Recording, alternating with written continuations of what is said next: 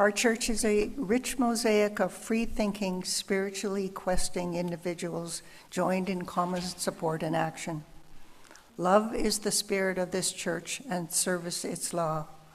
This is our great covenant, to dwell together in peace, to seek the truth in love, and to help one another. We gather in gratitude today that we are on Treaty 6 land. And we are especially grateful today for the leadership of our First Nations in Alberta for speaking out against the separatists and pointing out that every inch of this province is treaty land. Those treaties were signed years before, with the federal government, years before the province of Alberta was invented by the federal government. And yeah, everybody should listen to them. Now we will have a prelude.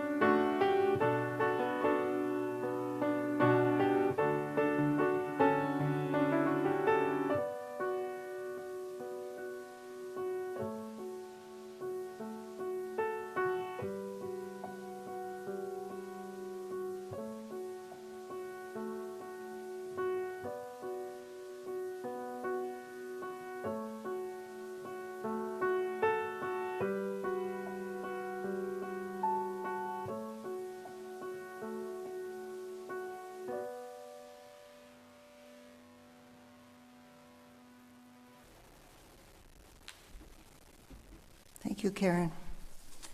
Now we will light our chalice. Our chalice lighter is Dallas Troost. And our chalice lighting words by Barbara Pescan. One of the old ones stood up into the morning light and spoke to those who had come back to the river.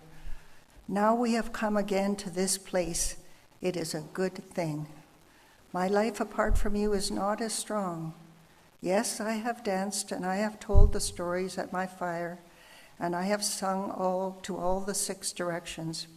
But when I am with you, my friends, I know better who it is in me that sings.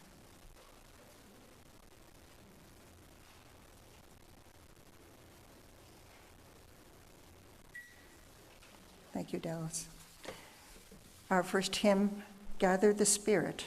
Words will be there.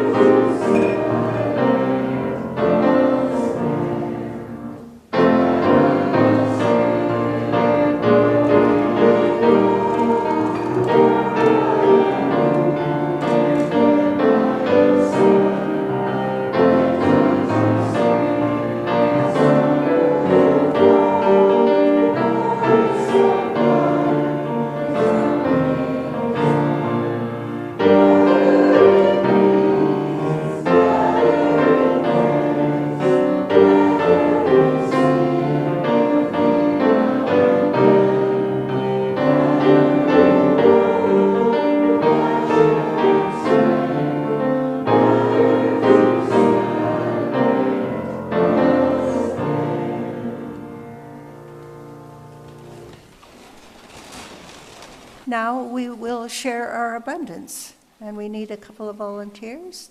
There's one. Good. This community is entirely self-governing and self-supporting. We provide all of the financial support for our many ministries from among ourselves. Generosity is one of the spiritual values we recognize as central to our personal and institutional well-being. Of course, we also help others. 1/2 of the identified cash that is received each Sunday is given to a special organization or cause. This month, we are supporting the Canadian Unitarian Council, the national organization that serves all the congregations in Canada. I personally served on the CUC board for several years and got to see how much work it does with a really tiny staff. One thing it provides is opportunities for people from different congregations to talk together in online sessions. There's one of these congregational conversations happening in March on the 19th and 21st, I think, and it's titled Planting, Pruning, and Bearing Fruit, which sort of intrigues me. As the CUC says, our presence at these online gatherings helps strengthen the ecosystem of Unitarian Universalism from across Canada. Now we will remain seated and sing From You I Receive.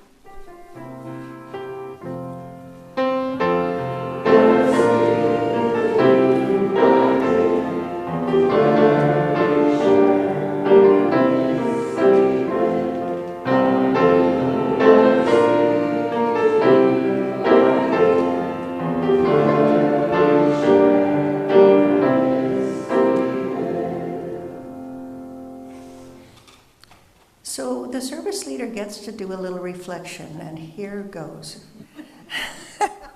It's a bit different. Some of you will know that I spent my career in the newspaper business, editor, writer, columnist, and my last newspaper was the Edmonton Journal. The journalist life has made me something of a blunt talker, someone who looks things in the eye and talks about it. I have been part of this congregation for 24 years and a member of the board for most of those years. This community is incredibly precious to me. It feeds my soul in so many ways, and it's fun sometimes. Not always. I see new faces in the audience every Sunday morning, which delights me. And some Sundays, like today, we even get food. Now, here's the blunt talk. 20 years ago, we had 250 members.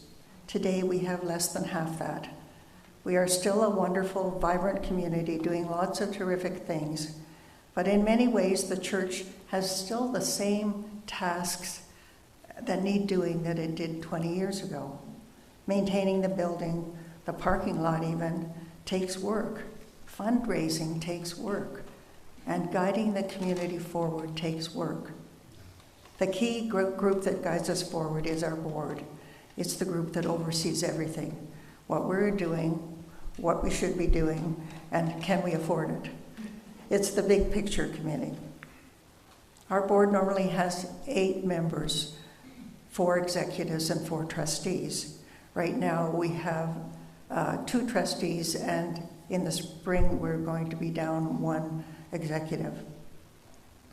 Normally, we should have a leadership committee who has spent the year recruiting new members of the board, but we don't have a leadership committee anymore. And so our president, Lynn, and me, the secretary, are trying to do it. That's where you guys come in. We will be reaching out to some of you to see if you'd sit on the board. And you may think, I'm too old, I've done too much, it's not my turn. Or you think, I'm too young. Well, we have Declan Kiley on our board right now, and he's just been a treat because he sees things in different ways. Or you can say, I'm new, I'm too new to go. And we've had pretty new people on our board from time to time. You may be scared about what it means to sit on the board. I can tell you we have 10 meetings a year, no meeting in July or December. 9 of those meetings are on Zoom, so you do it from home. The 10th meeting is a Saturday lunch here in the church, and it's really fun. The workload of a trustee is not great. You get reports sent to you that you have to read, and then you have to come and talk and think about things. The workload of a president and treasurer, well, it's a lot, and I can say this so because I've done both of those jobs more than once. But it is a job where, and I see a couple of presidents out there, you really learn what's going on here. You become deeply involved. We know how important it is to have this church, a group of people who share our values and who are there for us when we need them. If we let it slip away, and it's not impossible that it slips away, we would miss it. If you can, please help me and Lynn Turvey with this. That's it.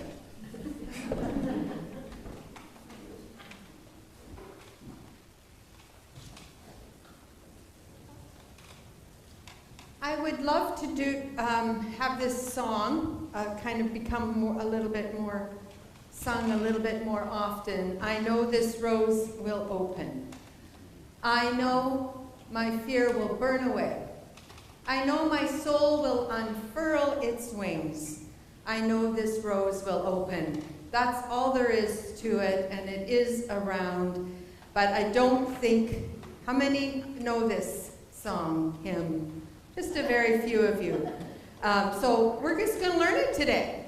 And we may get to it in a round, or we might decide we're just going to sing it in unison 3 or 4 times, and then next time we'll sing it in a round. Maybe I'll ask Karen, sorry, that's not in the right place, ask Karen to play it through once. And then if you feel like rising in body or spirit, you may do so. If you want to just sit and like take it in, that's okay too. This is just kind of a little contemplative little song, contemplative, whichever way you'd like to say that.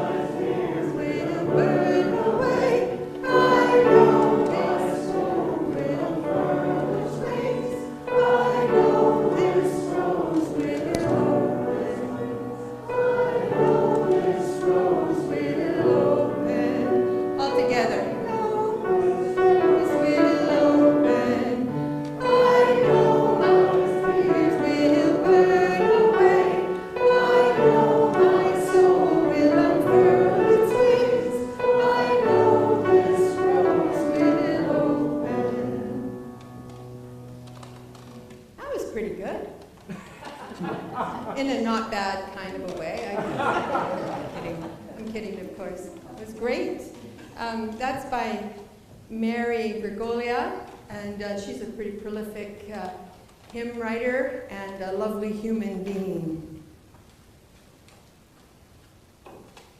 Without hate is the responsive reading 598 in our gray hymnal. There's some wonderful responsive readings in there, and this is a Buddhist reading.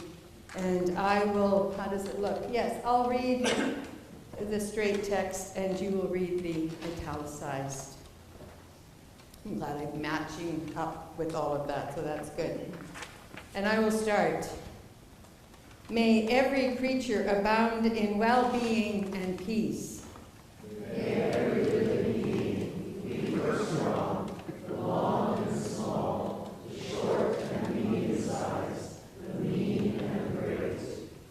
May every living being, seen or unseen, those dwelling far off, those living nearby, those already born, those waiting to be born. May all attain inward peace. Let no one deceive another. Let no one despise another in any situation. Let no one from antipathy or hatred wish evil to anyone at all. Just as a mother or parent with their own life protects their only child from hurt, so within yourself foster a limitless concern for every living creature. Display heart, boundless love for all the world, in all its height and depth and broad extent. Love unrestrained, without hate or enmity. Then as you stand or walk, Sit or lie, until overcome by drowsiness, devote your mind entirely to this. It is known as living the life divine. And in our hymn book, it just says Buddhist. So I have no idea if these are words of the Buddha or if someone has written them. It is of no matter, is it? They're good words to live by. I would like to invite you into a spirit of meditation and quiet, a time to delve into ourselves, to look into our own heart, into our mind. And I'm going to offer this Shantideva meditation. Shantideva was an 8th century Indian Buddhist monk. And there are many forms of this prayer or meditation attributed to him. So, thank you. Yes, if we could get some of the lights down, that'd be awesome. So, before I read this meditation, I invite you to plant your feet on the floor, if that is something you'd like to do. To soften your gaze or close your eyes, whatever is most comfortable for you. To allow the chair to hold you. Can you feel the gravity pulling on you? Can you feel your body relax? As you know you are held in this community, held in a love that will not let you go.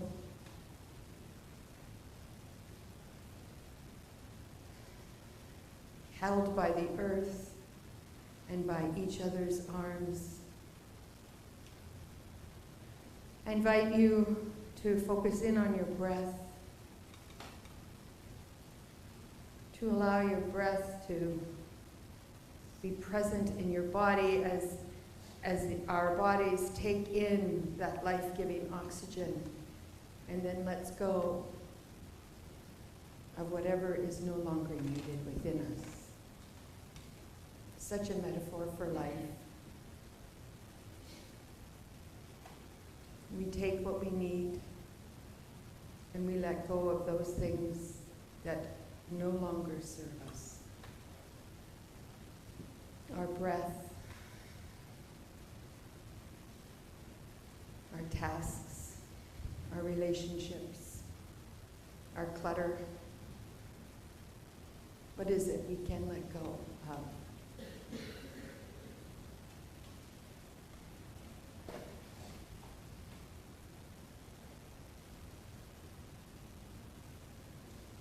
take a moment of silence.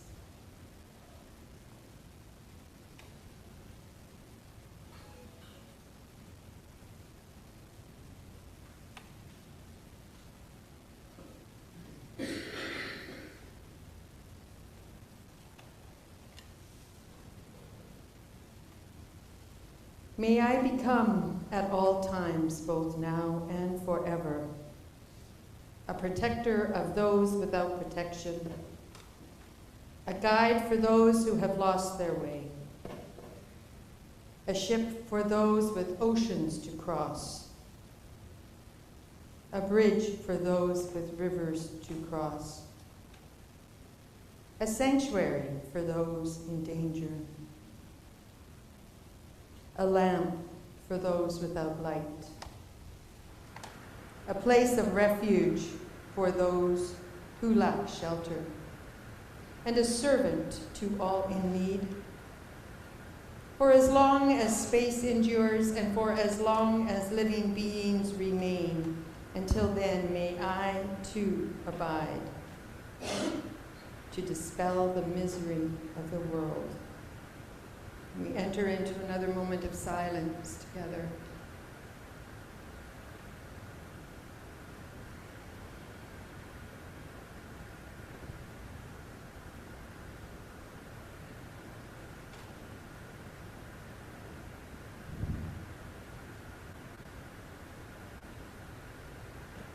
I will read the meditation again and then another moment of silence, after which we will sing a metta meditation from our Teal Hymn Book 1031, filled with loving kindness.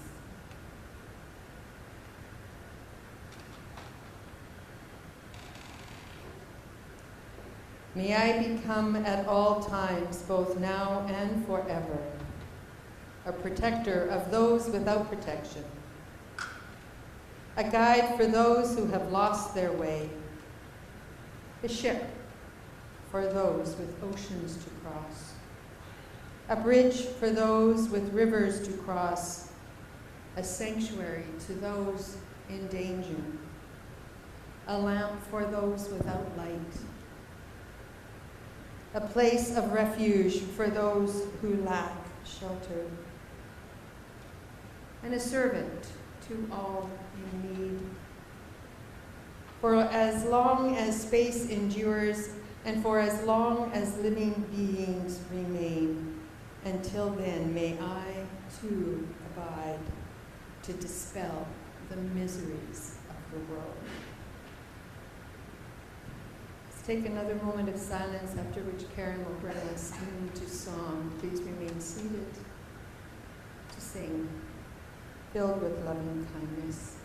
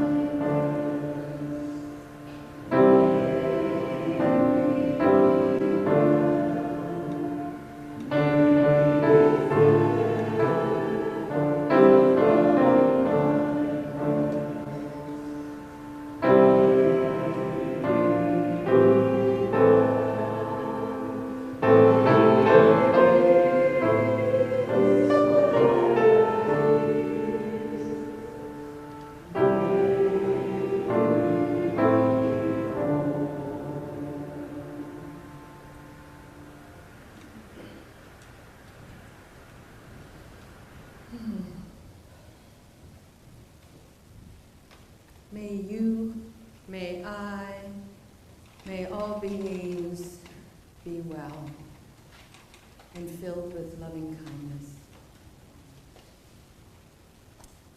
So one of the original parts of that metta meditation is to go a little further even.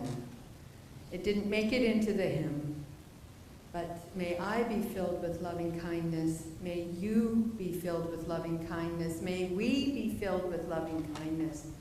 And may those who I am in conflict with or having strife with, I don't know exactly how we can put that in those lyrics and fit those into the rhythm and the notes, but that is the addition. Am I at odds with someone? May they be filled with loving kindness. I think that's the beautiful part of this meditation that 1031 leaves out, that we have to dig a little bit deeper, and if we're having trouble with someone or something, that we still need to wish loving kindness upon them. And as part of that, and as part of being here on Sunday mornings, we light candles of joy and concern because we are human. We are in human form, and we have strife, and we have joy, and we have sorrow, and we have disappointments, and we have pain, and we have suffering.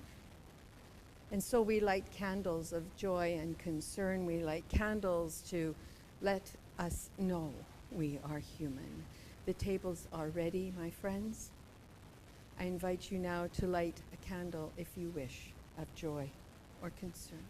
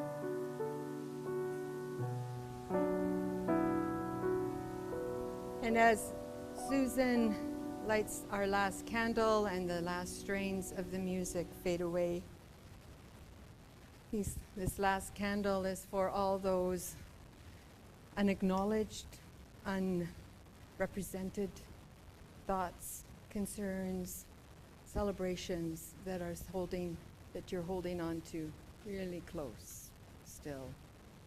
And they may one day appear in more form, and then you will be able to light candle for them. I appreciate all of you who are here. It's always so wonderful to see you all on these mornings and to be together, to allow ourselves to relax and to be renewed in our spirits and in our whatever it is that's in there that we can feel, but we don't know what it is, and it's pretty hard to put a name to it. I don't know about you, but that's the way I feel about it. I'll just take a drink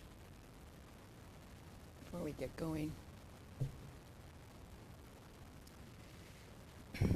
Building resilience the Buddhist way.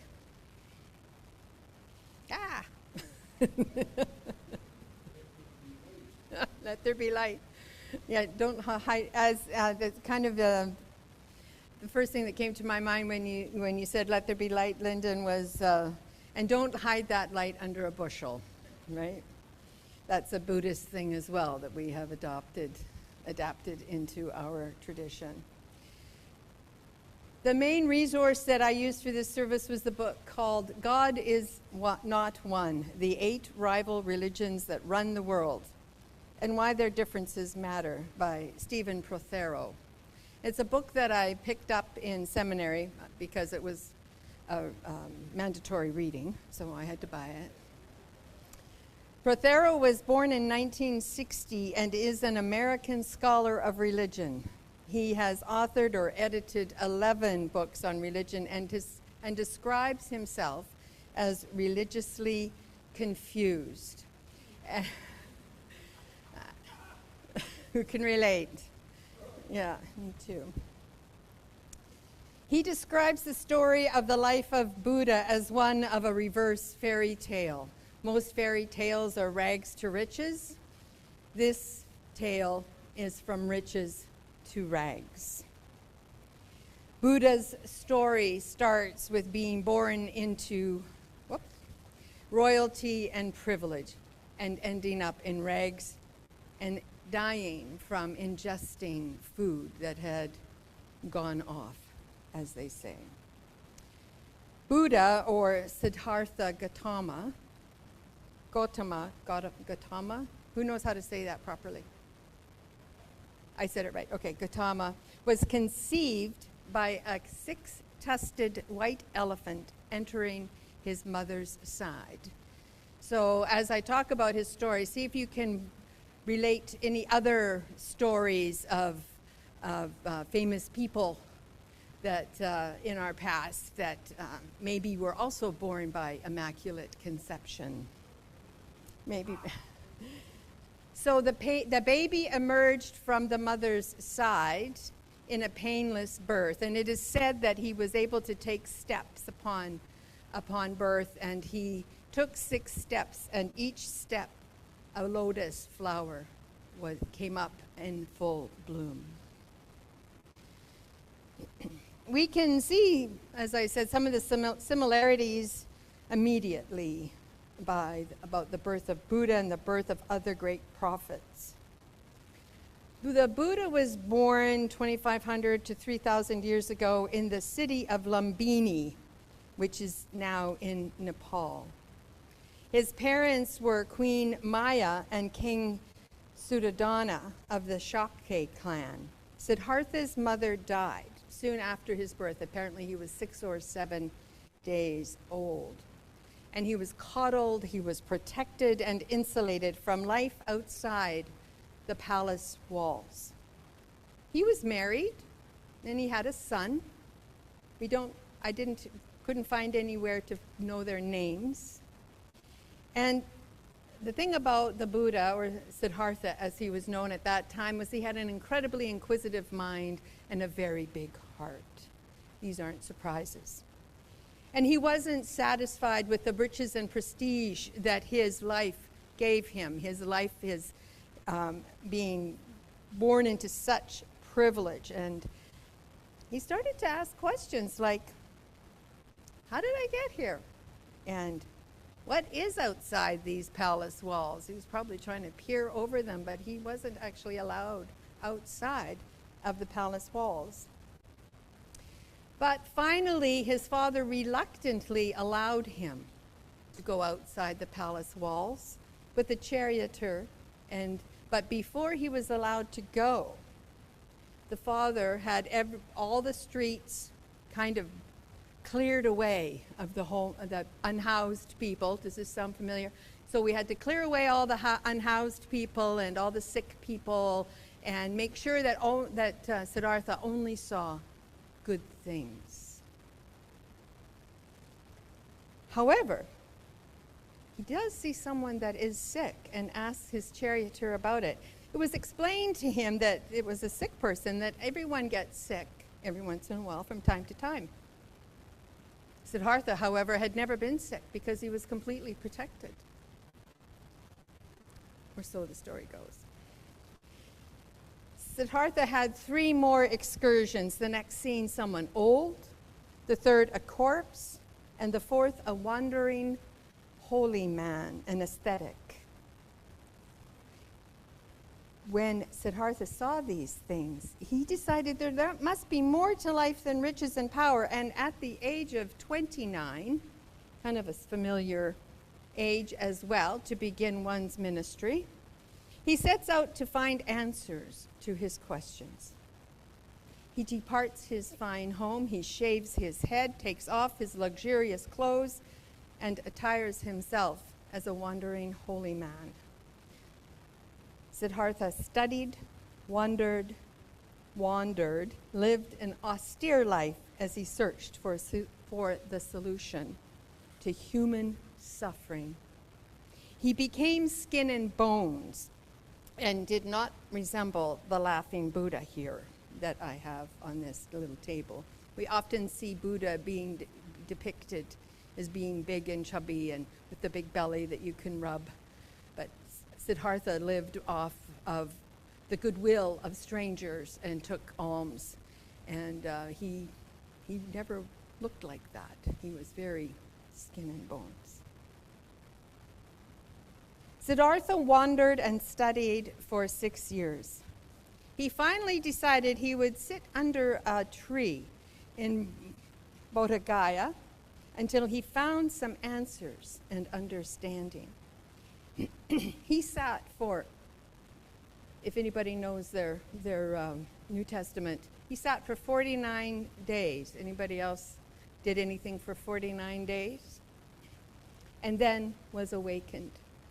He could see how all things were impermanent, the reasons that we suffer, and then could feel his own suffering melting away. This was the moment that he became the Buddha. A title, not a name. The title means awakened one. Now, what was he supposed to do with all this amazing knowledge and amazing knowledge and insight? At first, he simply continued wandering. Then he decided he needed to help others learn how to lead better lives.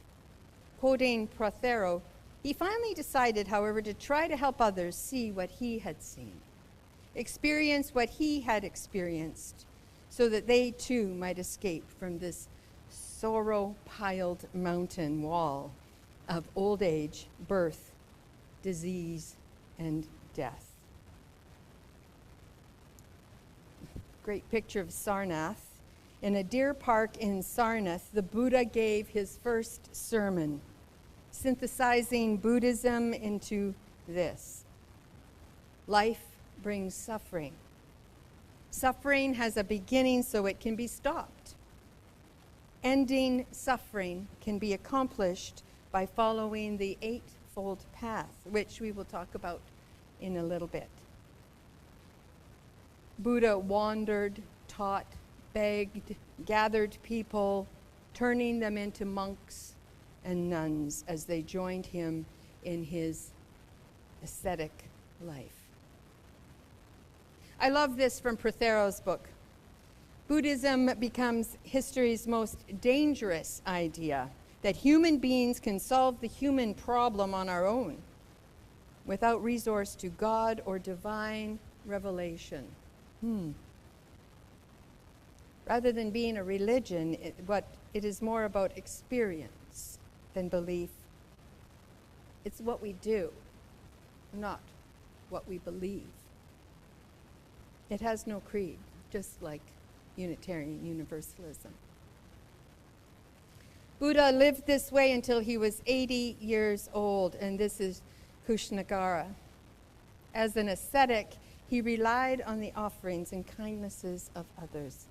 However, as I mentioned earlier, someone gave him some bad meat, and he died of food poisoning. His last words were, "Be ye lamps unto yourself. Work out your own liberation with diligence."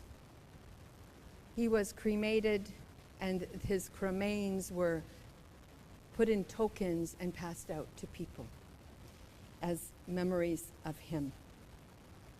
These 4 places that I've spoken about are the 4 pilgrimage sites of Buddhism, and millions of people through the years have visited these 4 sites, these 4 places that you have seen on the screen behind me.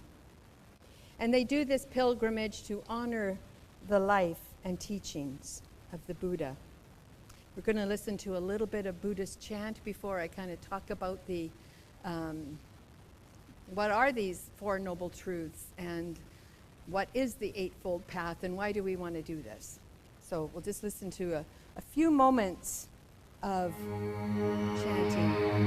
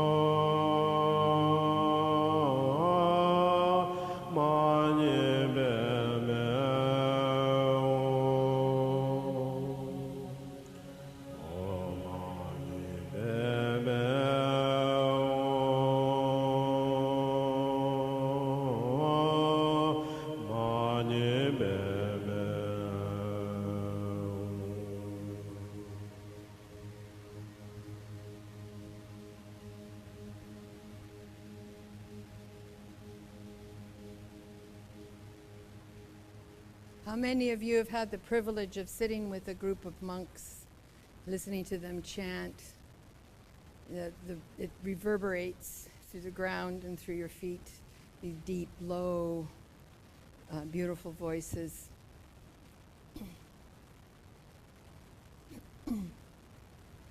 The Buddha lived, they say, between 563 and 473 before Common Era, or BCE. However, the numbers are accurate, I have heard, within a century or so. After Buddha's death, people copied his way of life, studied his teachings until patrons appeared and monasteries were built. Buddhism was the first religion to actually have monasteries. Buddhism spread throughout the world, and in each new place took on new or its own characteristics. Today there are about 450 million Buddhists in the world, about 7% of the population. It is the fourth largest religion in the world. Here in the West, the Dalai Lama has created interest in the Buddhism he's become very popular, the Dalai Lama, because he's so charismatic and he's so cheerful and he's done so much writing and he's done so much good for the world. A Nobel Peace Prize winner, for example. And there's been films like 7 Years in Tibet with Brad Pitt. So Buddhism has become kind of in our common vernacular, as it will, here in the West. And as well as with mindfulness gurus like Eckhart Tolle, who lives in Vancouver, and John Kabat-Zinn. There are three main Buddhist types, if you will. They are geographically located. One in Vietnam, so that would be from the Thich Nhat Hanh kind of way of looking at things, the Plum Village, and that goes from Vietnam into East Asia, the Theravada, popular in Thailand, Cambodia, and Sri Lanka, and Tibetan Buddhism that also has a presence in countries such as Japan and India, where the Dalai Lama has lived since 1959, since he was exiled. In these countries, Buddhists aren't tied to meditating as they are in the West. However, it is definitely part of their routine. Rather, they go to temples, make offerings, pray to the statues, and they're also very involved with the citizens around them in their funeral rites, and people come to them when their loved ones have died to help them with their funeral rites. But do Buddhists have some common beliefs? What do they do besides going on pilgrimages and going to temples and lighting candles, etc.? As we've heard, the main problem in life that the Buddha saw was that we all suffer. Prothera describes it this way: like Hindus, Buddhists trace the human problem to the karma-fueled cycle of life, death, and rebirth, known as samsara. But Buddhists are more explicit about precisely why it is undesirable to wander from rebirth to rebirth. They say rebirth is undesirable because life is marked by suffering. So the problem Buddhists seek to overcome is suffering. The goal is nirvana, which literally means blowing out, as in blowing out candles on a birthday cake. But in this case refers to extinguishing suffering. To achieve nirvana, Buddhists chant, they engage in mindfulness and meditation. Meditation is that what we just did, we sang. May you be filled with loving kindness.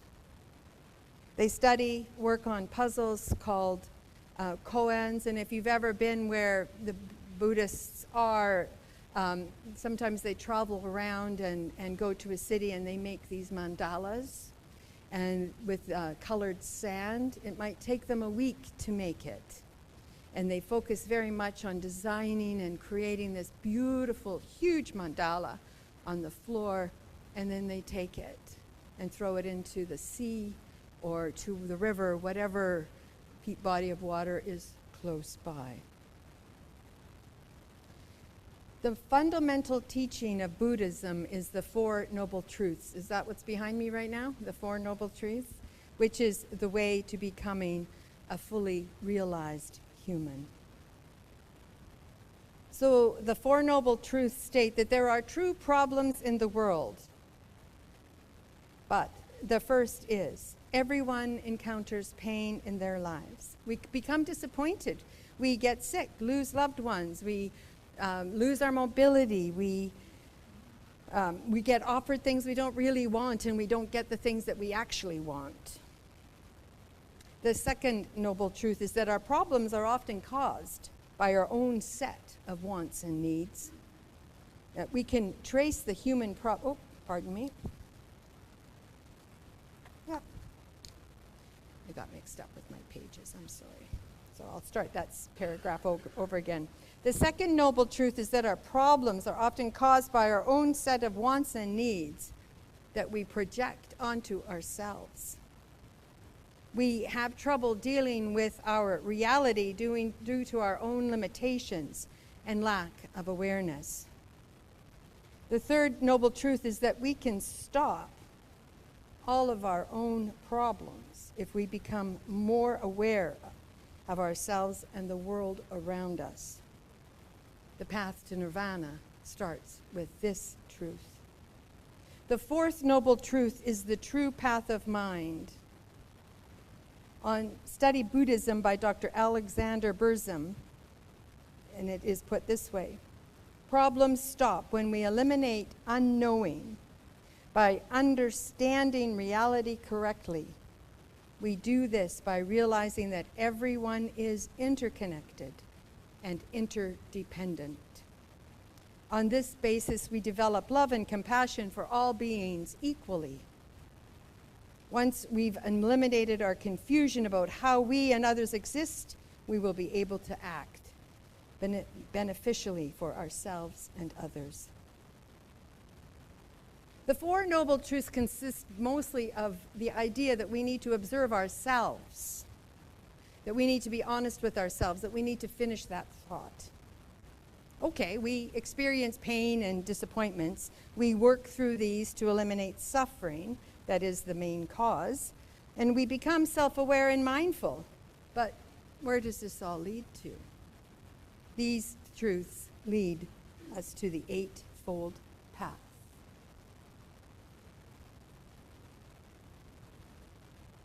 So as we talk about the Eightfold Path, I want you to think about how they compare, or if they do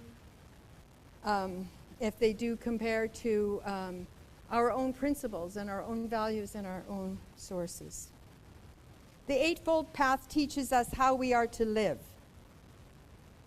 They are, and these are you can read them, but I'll read them out from what I've got. They might be a little bit different than there. They are right understanding, right thought, right speech, right action, right livelihood, right effort, right mindfulness, and right concentration. And I guess by right, they mean this is what we're supposed to be doing, right? We're supposed to be taking the correct actions. We're supposed to try to understand and have healthy thoughts.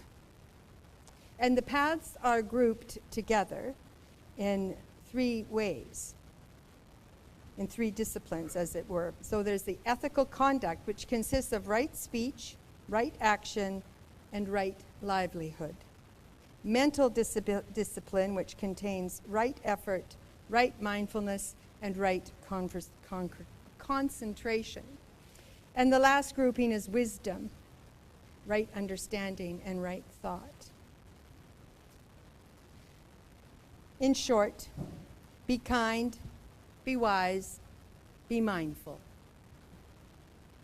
Buddhism teaches us to observe ourselves, discover where in us we need to work, and it gives us the tools, like the Eightfold Path, to name our strengths and weaknesses, and then go back to observing ourselves. So it's kind of like this action reflection thing that we've talked about here quite a bit in other chats that we've had. This go out and do something and then learn from it and then come back and reflect.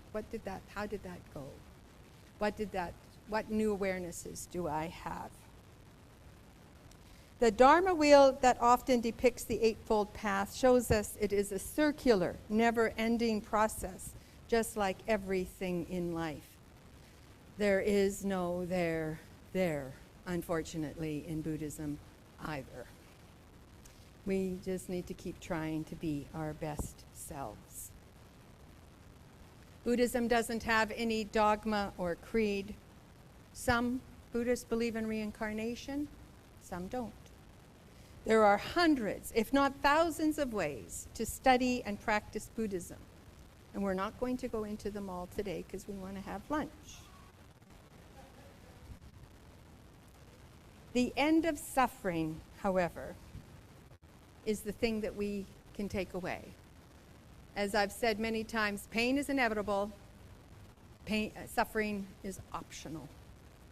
And that's the Buddhist way of thinking.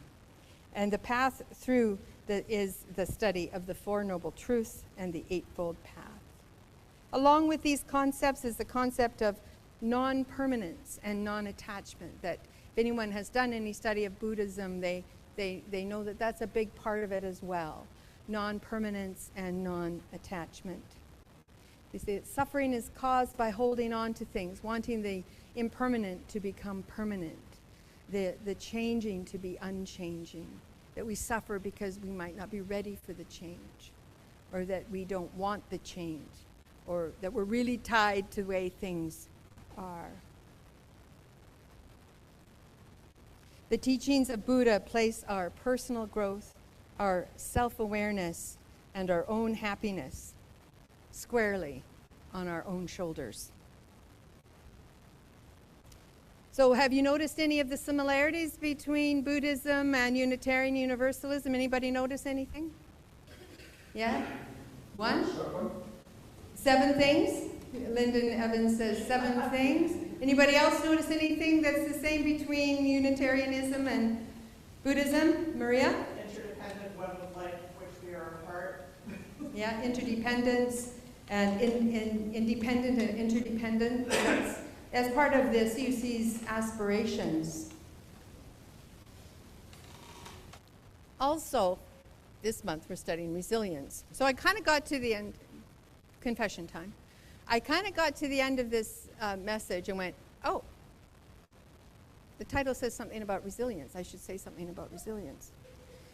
This is something I have done in the past as well. But however, I mean, I think just the way I've presented it to you, you can see how the practicing Buddhism does build resilience in us, because we're constantly working on ourselves. Resilience is built by getting through things like disappointments, through getting through things like heartaches and conflicts in a healthy way. Coming up against our own shortcomings with self-awareness, honesty, and truth.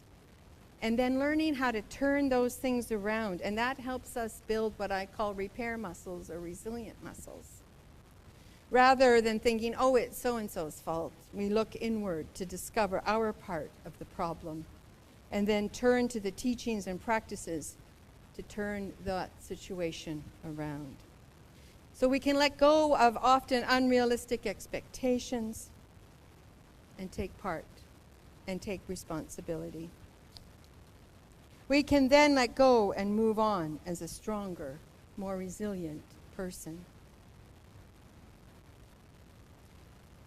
I personally often turn to Buddhism to inform me of what I can do better, how to make the world more peaceful, and to extend goodwill to all.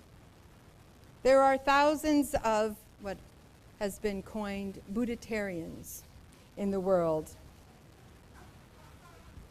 Our two traditions are extremely complementary. I invite you to read on about this topic, because we could fill a month of Sundays with talking about Buddhism. There's hundreds of ways and hundreds of practices that we could delve into. So may you bring your Buddha spirit and your Buddhitarian spirit into the world, allowing peace, health, and happiness to accompany you. May it be so. Amen. We will close out this service with the hymn number 134. Our world is one world, a very Buddhist script. I invite you to rise in body or in spirit as you are able to join in singing 134.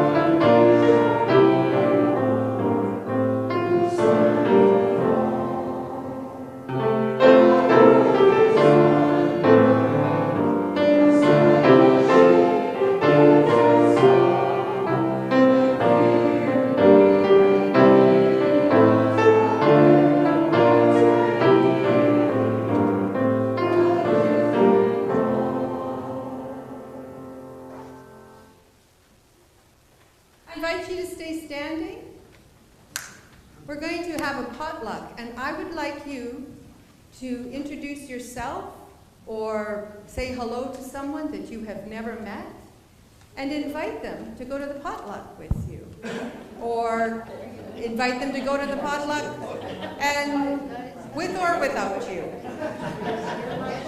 Potlucks are not mandatory. I invite you now to greet one another.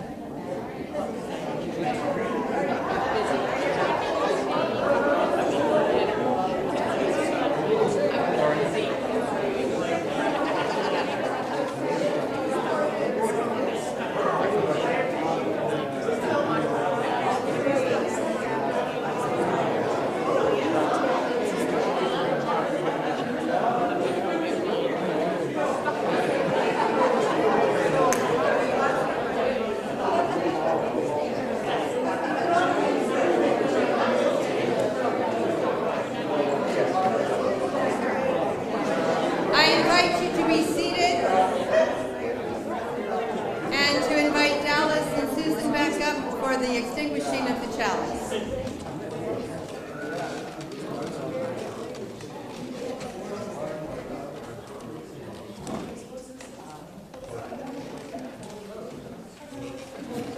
I have words. From a Tibetan Buddhist prayer. May you be at peace. May your heart remain open. May you awaken to the light of your own true nature. May you be healed. May you be a source of healing for all things. You want to just blow, you can just blow it out. Thank you.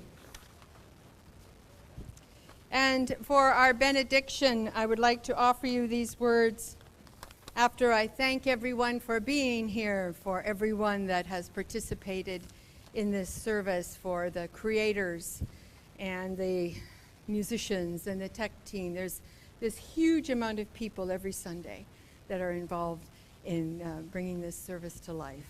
And so, and to you for being here in person, and for you to being here online now and in the future. So these words are by Alina Westbrook. Go in hope, for the arc of the universe is long, and we can bend it toward justice.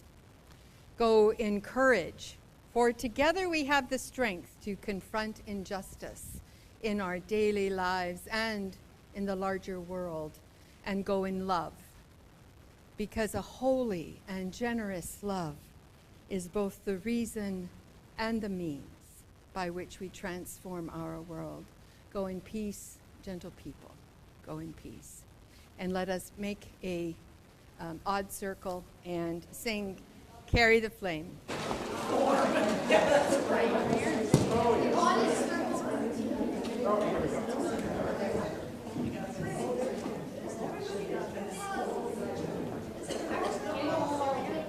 Here we go.